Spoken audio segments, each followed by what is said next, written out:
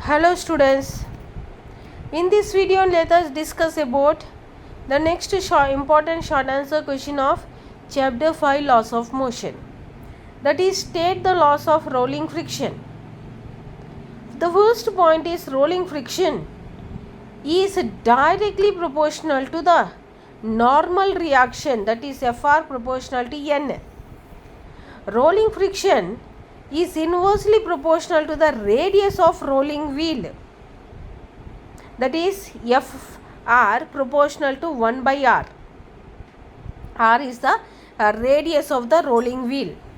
From combining 1 and 2, Fr equal to or Fr proportional to N by R.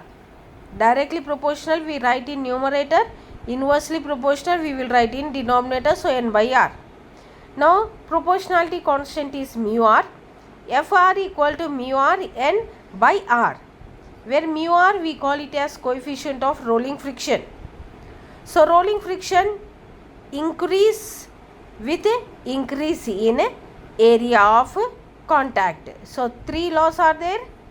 One directly proportional to the normal force or reaction, next one inversely proportional to the radius of the wheel, and third one it increases with increase in area of contact. Thank you.